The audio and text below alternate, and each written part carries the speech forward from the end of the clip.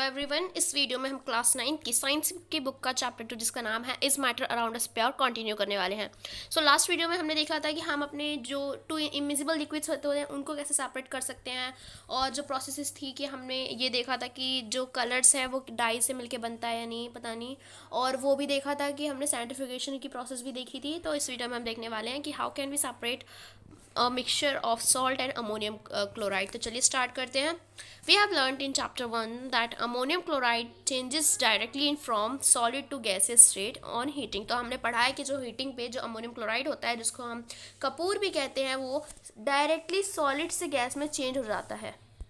So to separate such mixtures that contain a sublimable volatile components from a non-sublimable impurities, salt in this case, the sublimation process is used।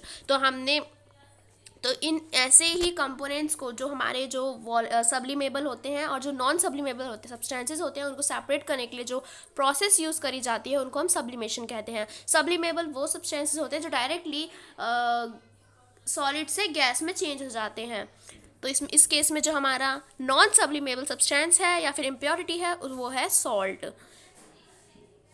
Some examples of solids which sublimate और ammonium chloride, camphor, naphthalene and एंथ्रेस।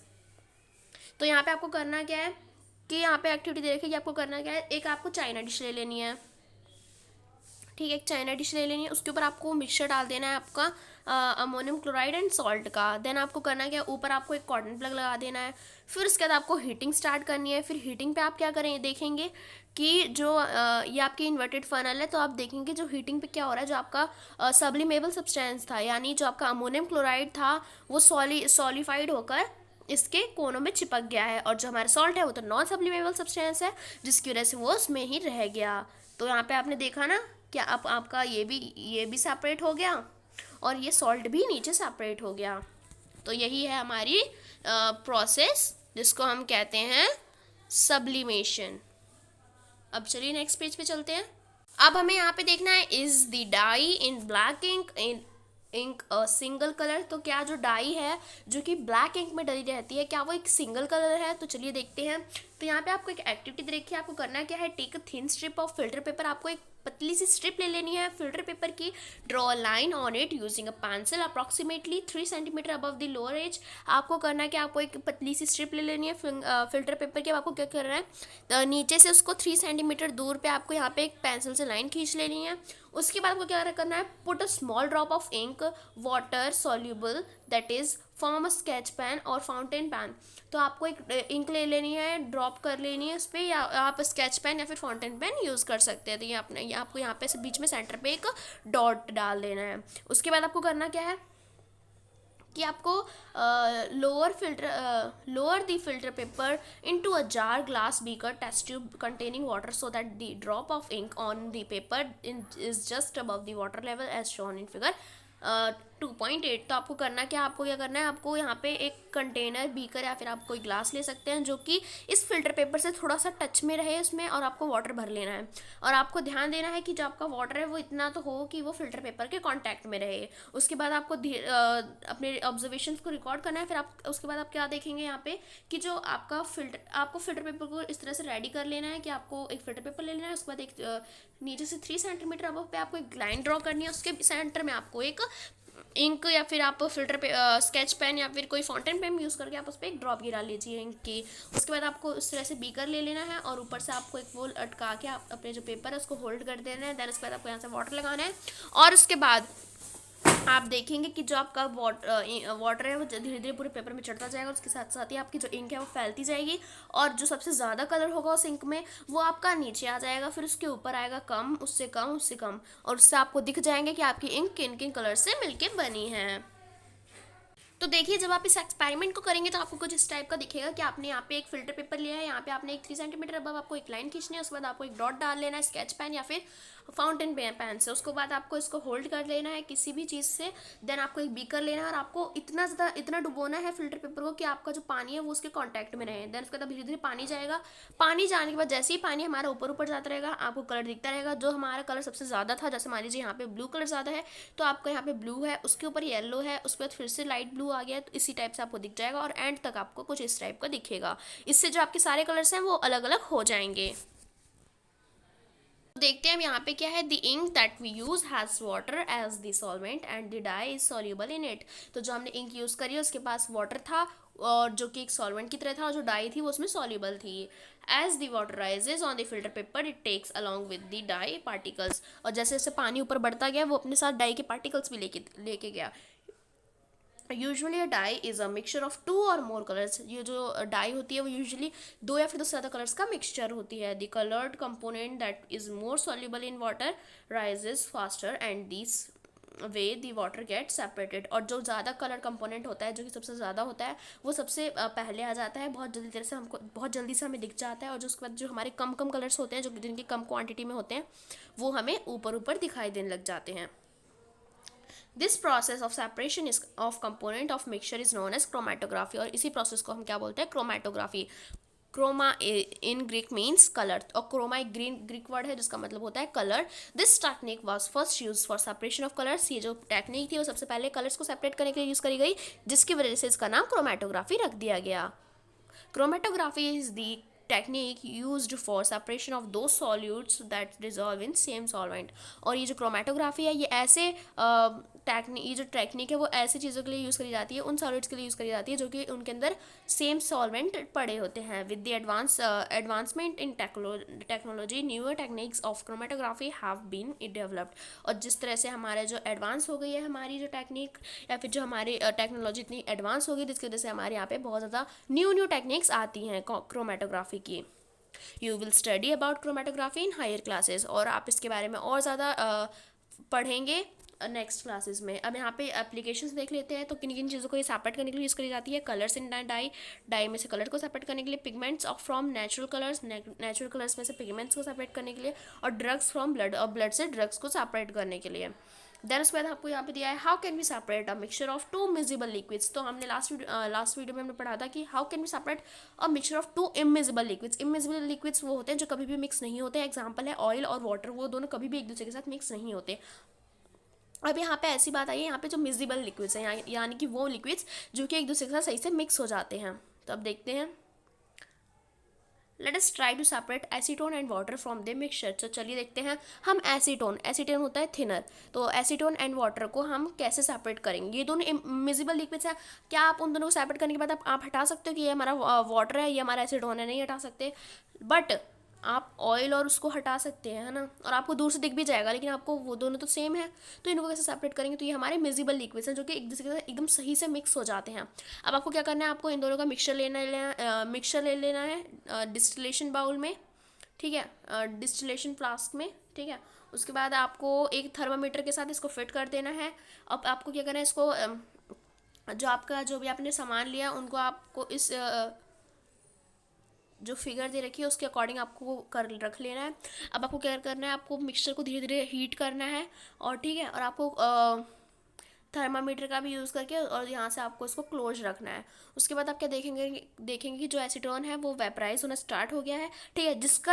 जिसकी जो temperature time है, जो सबसे ज़्यादा इन लोगों के ना वेपरेशन टाइम होता है, जैसे यानी कि वो उनके जो टाइम होता है जिसकी टेम्परेचर उनका बढ़ जाता है, तो जिनका ज़्यादा वो होता है ना मतलब वेपराइजन का टाइम वो सबसे लेट में होता है, जिसका टाइम जल्दी हो जाता है वो फास्टर चल जाते हैं।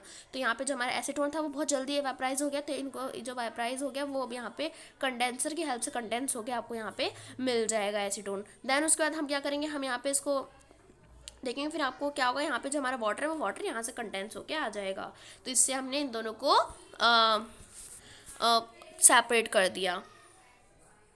This method is called distillation, और इसी मैथड को हम डिस्टिलेशन बोलते हैं। It is used for the separation of components of mixture containing two miscible liquids that boil without decomposition and have sufficient difference in their boiling points।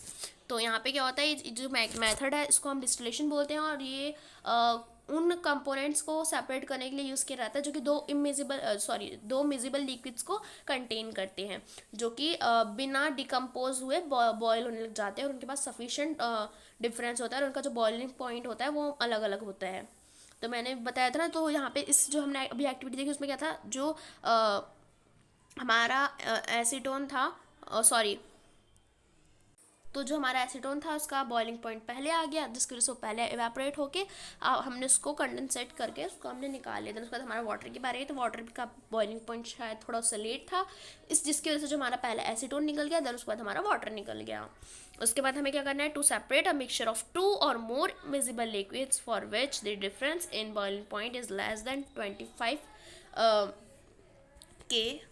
तो यहाँ पे क्या होगा, यहाँ पे बता रखा है कि जो 2 या फिर 2 से ज़्यादा मिजिबल लिक्विड्स का जो मिक्सचर होता है उनको सेपरेट करने के लिए, जिनका जो बॉइलिंग पॉइंट है वो 25 केल्विन से कम होता है, उनके लिए हम फ्रैक्शनल डिस्टिलेशन की प्रोसेस को यूज़ करे जाते हैं। जैसे मान लीजिए कुछ एग्जांपल हैं, तो यहाँ पे अलग अलग गैसेस को सेपरेट करने के लिए भी हम डिस्टिलेशन की प्रोसेस को यूज़ करते हैं। Different fractions from petroleum products etcetera. और हमें जो पेट्रोलियम प्रोडक्ट्स होते हैं उनमें से हमें वैक्स निकालने के लिए, ऑयल निकालने के लिए, इन सब को निकालने के लिए भी हम इसी प्रोसेस का यूज़ करते हैं। The apparatus is similar to that for simple distillation. और ये जो प्रोसेस होती है वो सेम ही होती है जैसे हमारी सिंपल डिस्टिलेशन होती है, except that fractional column is filled between them distillation flask and condenser। बस उसमें क्या होता है, बस डिस्टिलेशन फ्लास्क और कंडेंसर में थोड़ा डिफरेंस हो जाता है, जो कि क्वांटिटीज़ बढ़ जाती हैं थोड़ी थोड़ी। तो देखिए यहाँ पे एक्टिविटी दे रखी है यहाँ पे, तो यहाँ पे देखिए ये हमारा फ्रैक्शनल डिस्टिलेशन है, बस थोड़ा सा डिफरेंट है, बाकी सब कुछ तो कॉमन ही है। तो यहाँ पे आपका थर्मामीटर है, ये आपकी कॉर्क है, ठीक है, और ये जो है ये आपका फ्रैक्शनल कॉलम है, ठीक है, ये आपको इसमें ऐड हो चुका है, और ये आपका क्लैंप है। उसके बाद आपका ये डिस्टिलेशन फ्लास्क है, ये आपका मिक्सचर है। यहाँ पे आपका क्या होगा, यहाँ पे आपका हीट होगा, तो यहाँ से आपका निकल जाएगा जो जिसका बॉइलिंग पॉइंट पहले आ जाएगा, तो यहाँ पे वाटर निकल गया, ठीक है, और यहाँ पे कोल्ड वाटर निकल गया, और यहाँ पे आपका प्योर लिक्विड कंपोनेंट निकल जाएगा। अब यहाँ पे हम देखते हैं कि how can we obtain different gases from air. अब हम एयर में से अलग अलग गैसेज को कैसे निकाल सकते हैं। Air is a homogeneous mixture and can be separated into its component by fractional distillation. Air एक होमोजेनियस मिक्सचर है अलग अलग गैसेज का, जो कि सेपरेट हो सकता है फ्रैक्शनल डिस्टिलेशन की हेल्प से। The flow diagram figure 2.11 shows the step of process. तो ये जो आपका फ्लो डायग्राम है इसमें आपको बता रखा है। तो इसमें क्या होगा, सिंपली ये आपकी एयर है जिसमें सारी गैसेज मिक्स हैं। अब हम इसको कंप्रेस करेंगे, उसको कोल्ड करेंगे टेम्परेचर को डिक्रीज़ करके, और जो हमारा प्रेशर है उसको इंक्रीज़ करेंगे, ठीक है। टेम्परेचर को डिक्रीज़ करेंगे और जो हमारा प्रेशर है उसको इंक्रीज़ करके हम इसको कंप्रेस कर देंगे और कोल्ड कर देंगे। उसके बाद हमें यहाँ पे लिक्विड एयर मिल जाएगी। अब हम क्या करेंगे, अब हम इसको वार्म होने के लिए अलाउ कर देंगे, और धीरे धीरे हम इसका फ्रैक्शनल डिस्टिलेशन कॉलम में जाके हमें कुछ इस तरह से मिल जाएंगी, ठीक है। और यहाँ पे जिसका 25 केल्विन से कम है सबका ही है जो बॉइलिंग पॉइंट है। तो यहाँ पे जो सारी हैं जिनका सबसे पहले बॉइलिंग पॉइंट आ गया वो ये थी, ठीक है, उसके बाद ये और उसके बाद ये। तो आप यहाँ पे हमेशा याद रखिए जो माइनस की जो वर्ड्स होते हैं उनमें सबसे बड़ा वाला माइनस का कोई भी वर्ड होती है, डिजिट होती है, वो सबसे छोटी होती है। तो इसमें जो आपका 196 है वो सबसे छोटी डिजिट है, उसके बाद आपकी 186 छोटी है, फिर उसके बाद आपकी ये छोटी है, मतलब सबसे बड़ी यहाँ पे ये वाली है। तो अब देखते हैं इसको नेक्स्ट पेज में। तो देखिए आपको यहाँ पे ऐसा वाला डायग्राम भी दिया गया है। यहाँ पे आपको करना क्या है, यहाँ पे आपको दिखा रखा है कि यहाँ से एयर गई, यहाँ पे हमने टेम्परेचर को डिक्रीज़ किया और प्रेशर को इंक्रीज़ किया, जिससे हमारी जो एयर है वो हॉट होके चली गई। देन उसके बाद हमने क्या किया, यहाँ पे जो हमारा कोल्ड वाटर है वो फ्रीज हो रहा है, और यहाँ पे जो हमारा वाटर निकल रहा है। देन यहाँ से हमारी जो वाटर है वो कोल्ड होती गई, ठीक है, यहाँ से हमारी कंप्रेस्ड एयर आ गई है, और यहाँ पे हमारा सेपरेटर है। यहाँ पे कार्बन डाइऑक्साइड पहले निकल गई एक ड्राई आइस के रूप में, और फिर यहाँ से हमारी जो लिक्विड है एयर है वो और जा रही है, ये हमारा एक्सपेंशन जेट है। यहाँ से हमारी नाइट्रोजन और आर्गन निकल गई जिनका बॉइलिंग पॉइंट आ चुका था, ठीक है। देन उसके बाद हमारे यहाँ पे नाइट्रोजन ऑक्सीजन लिक्विड ऑक्सीजन रह गई। तो यहाँ पे हमने नाइट्रोजन, आर्गन और कार्बन डाइऑक्साइड और ऑक्सीजन को हमने ले लिया। तो अब यहाँ पे हम नेक्स्ट देखते हैं, how can we obtain pure copper sulphate from an impure sample.